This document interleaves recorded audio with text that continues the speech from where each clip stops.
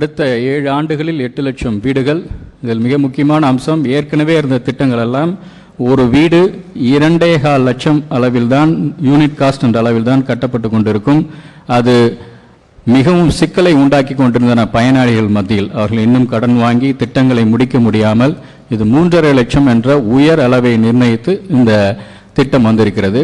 இதோடு கூட ஆளுநர் உரையில் மாண்புமிகு முதலமைச்சர் அவர்கள் குறிப்பிட்டது, ஏற்கனவே கட்டிய வீடுகள் சீரமைக்கப்பட வேண்டும் என்று பார்த்தால் 2.5 லட்சம் வீடுகள் அதுபோல சீரமைக்க வேண்டும்.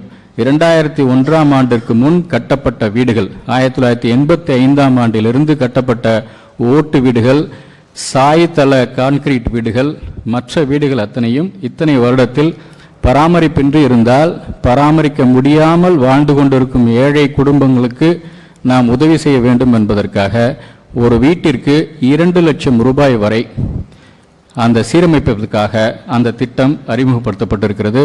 அதை மாண்புமிகு முதலமைச்சர் அவர்கள் ஆளுநர் உரைக்கு நன்றி தெரிவிக்கும் தீர்மானத்தின் போது அவர் தெரிவித்தார். இதற்காக 2 ஆண்டுகளில் 2000 கோடி செலவிடப்படும். வறுமை ஒழிப்பு என்பது இருக்கக்கூடிய திட்டங்களை ஒருங்கிணைத்து தேவைப்படும் நபர்களுக்கு கொண்டு போய் சேர்க்கக்கூடிய திட்டம். இந்தியாவிலேயே 2ஆவதாக, கேரளாவுக்கு அடுத்தபடியாக வறுமை கோட்டிற்கு கீழ், வறுமை கோடு என்று சொல்லும்போது பன்முக வறுமை குறியீடு, மல்டி டைமென்ஷனல் பாவர்ட்டி இண்டெக்ஸ் என்று நிதி ஆயோக் சொல்லக்கூடிய கருத்து கணிப்பின்படி, அவர்களுடைய கணிப்பின்படி தமிழ்நாட்டில் 2.2% மக்கள் பன்முக வறுமை குறியீட்டின் கீழ் வாழ்ந்து கொண்டிருக்கின்றார்கள் என்று குறிப்பிடுகிறார்கள். 2,20,00,000 குடும்பங்கள் சராசரியாக இருக்கும் என்று எடுத்துக்கொண்டால் 5 லட்சம் குடும்பங்கள் அதுபோல வறுமை கோட்டிற்கு கீழே இருப்பதற்கான வாய்ப்புகள் உண்டு. அவர்களையெல்லாம் கண்டறிந்து அவர்களுக்கு தேவையான அத்தனை வசதிகளையும் குடும்பத்தில் உள்ள அனைவருக்கும் கொடுப்பதற்காக அந்த திட்டம். தமிழ் புதல்வன் என்ற திட்டம், புதுமை பெண் திட்டம் பெற்ற வெற்றி அனைவரும் அறிந்தது. அந்த திட்டம் வந்ததற்கு பிறகு உயர்கல்வியில் பெண்களுடைய சேர்க்கை அதிகரித்தது.